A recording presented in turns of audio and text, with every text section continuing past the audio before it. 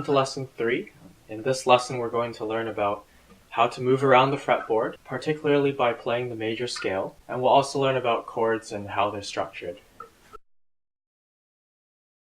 So to start off, I'm going to teach you how to play a major scale, and it sounds like this. And what a scale is it's simply a sequence of notes. I'm just going to pick any note on this bottom E string, so let's just go here.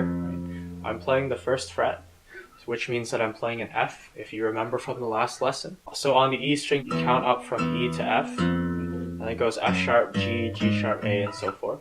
So this is my F, and for now, let's forget about all the alphabets, and I'll simply call this my 1.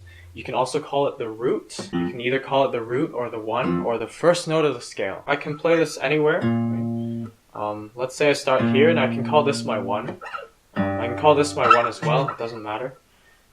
But now what we're going to do is we're going to play the major scale. So if I start on my 1, I start on the first note of my major scale. To play the second note, I'm going to skip 1 fret and go to the 3rd fret, play a G.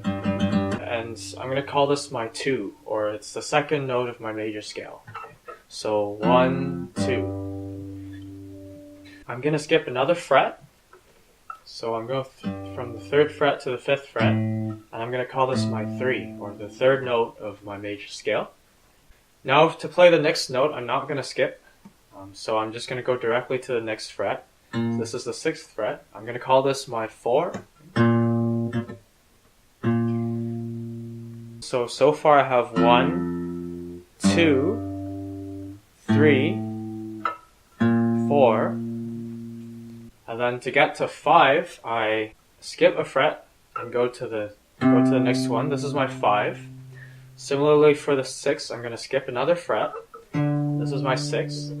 And for the 7, I'm going to skip another fret and go to here. So now I'm at the 12th fret, and this is a 7. And then finally, I'm not going to skip a step for the last note, and so that gets me to the 13th fret, and I'm going to call this the 8 or the 1.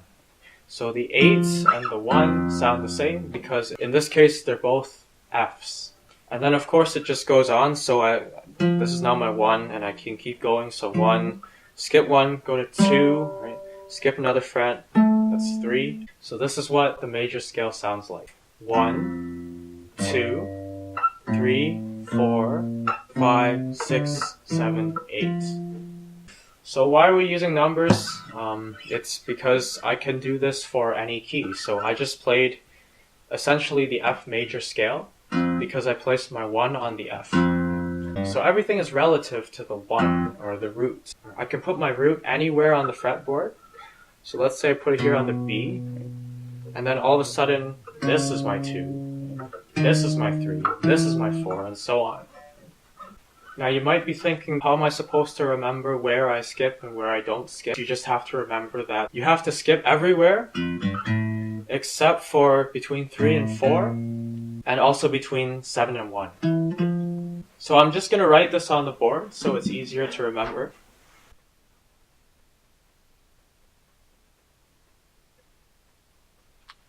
So to help you remember this, just remember that you have to skip everywhere. You have to skip between every note except for between 3 and 4 and 7 and 1. You'll see the numbers 3 and 7 a lot in this series, so maybe that will help you eventually to remember this. Right? So at 3 and 7, you don't have to skip. So the next thing I want to touch on is how to jump between strings. If I was to play the scale on just one string, it would be very hard for me to move around. Obviously, I can't play 2 notes on the same string at once, which means I have to use all the other strings in order to play chords. And so it's helpful to understand the relationship between each string. So essentially what it is between each string, there is an exception to this, but between each string, we offset by a fourth. What's called a fourth interval, and what that means is I can go. Let's say I'm on the bottom E string, and I call this my 1. So right now I'm playing an A. I'm going to call this a 1. Right? And it turns out that when I go 1, 2, 3, 4, this 4 here is the same as if I was to play on the same fret as my 1, but one string down. So if I go from 1 down to the next string on the same fret, I'm now playing a 4. So 1, 2, 3, 4. My 4 is up here. Or I can also play the 4 on the next string. We call this the 4th interval because you're going from what you would call a 1 to a 4. And then let's also notice the number of frets between these two strings if I play the same note. So if I play the 4 up here, and I play the 4 on this other string, I am offset by 1, 2, 3, 4, 5 frets. So if I want to play the same note on a lower string, all I have to do is, let's say I want to play this note here, all I have to do is go down to the next string and then count 1, 2, 3, 4, 5 frets to get to the same notes. There's a lot of other theory behind this that I'm not going over in detail just because that would take too long. So there is one exception to this. Between the lower E string and the A string, it's a 4. Right? It's a 1, 4. And then similarly from the A string to the D string is a 4th. From the D string to the G string is a 4th. But from the G string to the B string is not a 4th. It's 1, 2, 3. And then if I go back to my 1 and play the next string, I'm now playing a 3. So between the G string and the B string is actually, you're going from 1 to 3 instead of 1 to 4. But then it goes back, so between the B string and the E string, it's a 1, 4. So this is really useful because now instead of playing all my notes of the major scale on one string and jumping all the way up here, I can play my major scale over multiple strings. And I don't have to move my fingers around by a lot. So obviously if I go from a 1 to a 4, I can go down from the 4, and go down from the 4 to the 3. So that's from the 3rd fret to the 2nd fret here. So this 3 here is the same as the 3 here. Or another way to look at it is if I go 1, 2, and I don't want to play the 3 all the way up here because that's a stretch for me, I can instead find the 3 on the next string. So then I go down to the next string, and then count down 1, 2, 3, 4, 5 frets, and now I know that's my 3. So now instead of going 1, 2, 3 up here, I can go 1, 2, 3 on the next string. And then keep going, so 4, 5, 6 over here is too high, so I'm gonna move it down to the next string. So 1, 2, 3, 4, 5, 6, 7, 6, 7, 8, or 1. And then I can keep going. So 1, 2, 3, 4, 5, and then here's my 6. This is too high, so I'm going to move it to the next string. Now remember that between the G and the B strings, my interval is different. So this is my 6, and I can find it on the next string as 1, 2, 3, 4 down. Instead of 5 frets down, I'm counting 4 frets down just for this jump. So I'm going to move my 6 from here to the next string. 7.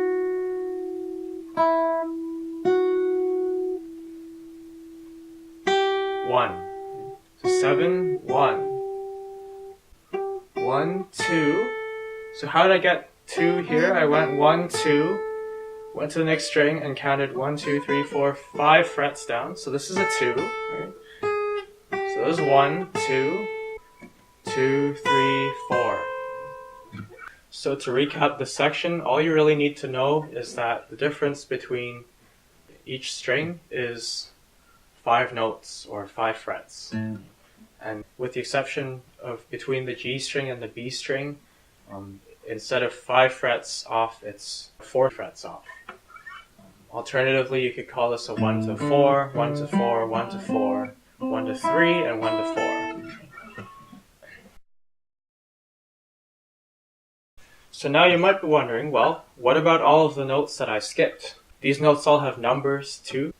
So now what I'm going to do is I'm going to fill in the blanks into all of the notes that we skipped, because they're still fairly important and we'll be using them for our jazz chords.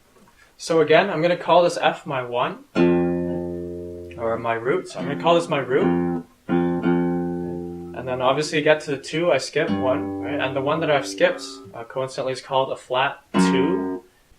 So if you remember from the last video, a sharp means that we're going up and a flat means that we're going down. You could technically call it a sharp 1, but nobody uses that. And you'll probably see why in a later video. So now I'm at the 2, and I skip 1 to get to 3. So between these two, I have a flat 3,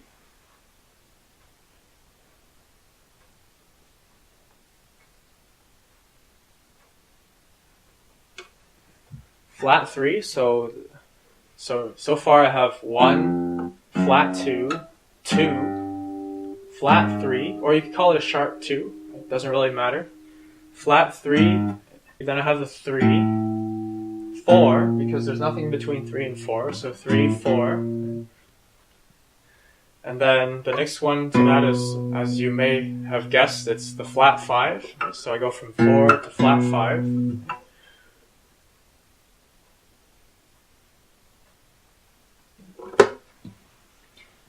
And from the flat 5, I get to the 5. And then the next one after that is a sharp 5. You could call it a flat 6 as well, but I'll call it a sharp 5 because it's more common.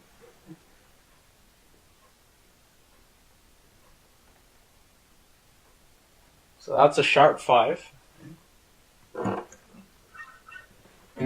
So right now we have 1, 2, 3, 4, 5, sharp 5, 6, and then we'll call this a flat 7.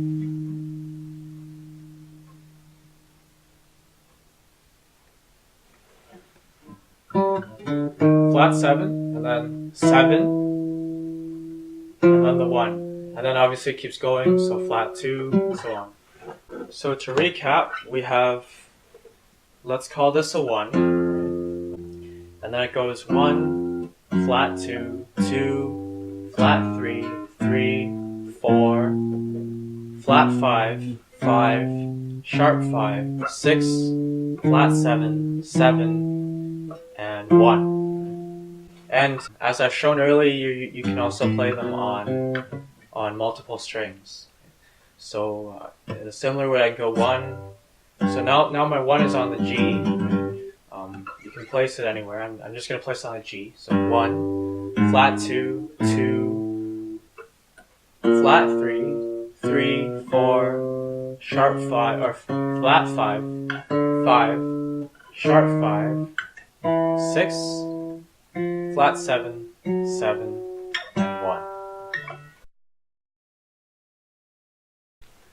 So now that we know how to number all of the notes, I'm going to go over what a chord is. So a chord is simply a combination of different notes that sound good together. So the name of every chord has 2 parts. The first is the root note, and the second part of the chord name is the type of chord.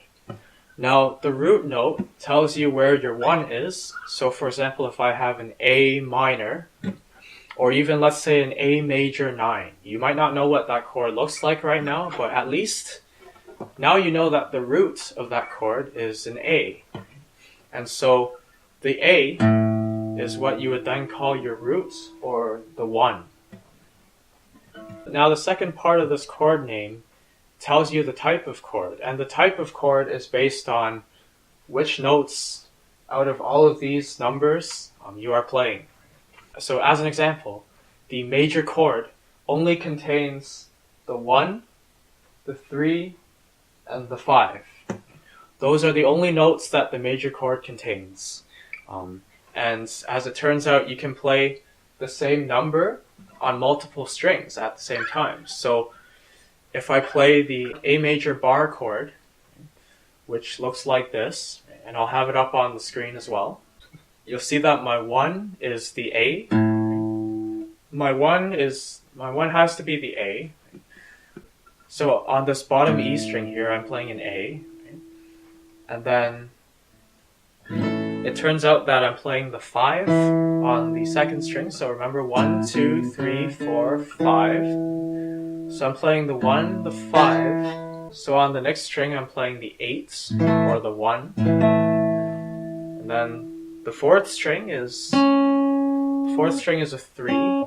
Now, if you've played piano before or you've learned a lot of theory, you'd be able to tell this just by hearing it. But if you can't do that, then you can simply just do what we did earlier. Okay? So this is a 1, this is a 5, this is a 1. I can go 1, 2, 3, down a string, and then count 1, 2, 3, 4, 5.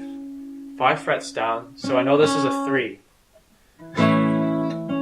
So this is a 3. So far I'm playing a 1, a 5, a 1, and a 3. And then from the B string, I'm playing a 5. And then from the high E string, I'm playing a 1. So when I play all of these notes together, I'm really only playing the 1, the 3, and the 5. All it is I'm only playing 1s, 3s, and 5s on all of the strings. So similarly, the minor chord is also made up of a certain prescribed combination of notes. And it turns out to be the 1, the flat 3, and the 5. So simply the difference between a minor chord and a major chord is that you're just playing, instead of the 3, you're playing the flat 3 instead. So let's go to the bar minor chord. I'm going to play on the A again, so this will be an A minor, which means that the A here on the 5th fret of my E string is my 1, or my root note. I have a 5 on the A string, 1, 5. I have a 1 on the D string, and then notice that on the G string, the 4th string from the top, I have a flat 3. So I went between the major and minor chord. I used to have a 3, right? It's 1, 3, but now I've gone down. I've replaced the 3 with a flat 3. I've replaced it with a flat 3. And then the rest of my strings are the same, so 5 and 1. So when I'm playing the minor bar chord, all I'm playing is the 1, 5, 1, flat 3, 5, and 1. So as I said, the minor chord only consists of the 1, the flat 3, and the 5. Now if you do this for any chord that you know, let's even take the simple E minor here. Everyone knows how to play the E minor. So the E is down here, right? I'm playing the open E string. I'm going to call that my 1. And then I have a 5 on the B string. 1, 2, 3, 4, 5. I have a 1 on the D string. And then a flat 3 on the G string. A 5 on the B string. And a 1 on the higher E string. So this always works. No matter what kind of minor chord you play, it's always going to have 1, flat 3, and 5. And no matter what major chord you play, you'll have 1, 3, and 5. It's always going to be that way. And so to recap, every chord name has 2 parts. The first is the root note. So where do you put your 1? If I have a B major, then I put my 1 on the B. Right? And the other part of the chord name is its type, which basically tells you which of these notes you're playing. That's why it's very important to memorize this chart. So for this lesson, I have 2 practice exercises. The first one is to play major scales starting from any notes. So you pick any random note. So I'm going to pick a D, and then simply just play the major scale. 1, 2, 3, 4, 5, 6, 7, 1. Keep doing it until you're familiar with it. It's going to take a while to derive on your first time, but this has to come with practice. There's no other way to get good at this without practicing. The second exercise is to pick whatever your favorite chord is. Let's say it's an A minor down here. And then figure out what notes are in that chord. Okay? So A minor obviously has its root on the A, so I'm going to call the A my 1. Right? Turns out on my A string I'm playing an open string. This is a 1. And then on the D string I'm playing the 5. And then on the G string I'm playing the 1, and so on. So figure it out by yourself. And you'll notice that what I said about major and minor chords only containing a certain combination of notes is correct. So just because this video is so long, I'm not going to teach any new jazz chords. But just as a teaser for the next episode, I will tell you something about the minor 7th chord that we learned in the last video. So remember how the chord type tells you which notes to play? It's the exact same with jazz chords. Okay? So it could be a minor 7, dominant 7, major 9, dominant 13, minor 7 flat 5. All of these names simply just tell me what notes to play and where my root is. That's all a chord is it's simply a combination of the different notes that you can play relative to the root that you choose. And so for the minor 7th chord, I have the 1, flat 3, 5, and flat 7. That's it. Every single minor 7 chord I ever play, whether it's this way or if it's this way. I taught you both of these last video. All of these follow the same rule, which is that they contain the 1, the flat 3, the 5, and the flat 7. So perhaps as an additional practice exercise, take the minor 7 chord apart and figure out exactly, which one of your fingers are playing which one of these notes. Is it the 1, the flat 3, the 5, or the flat 7? It's that simple. So I know this lesson was a lot of theory. It was probably the hardest lesson for me to write, and probably the hardest lesson for you to learn as well. But if you know all of this, then the rest of the videos from here on will be a lot easier. So that's it for this lesson. Thanks for watching, and I'll see you in the next one.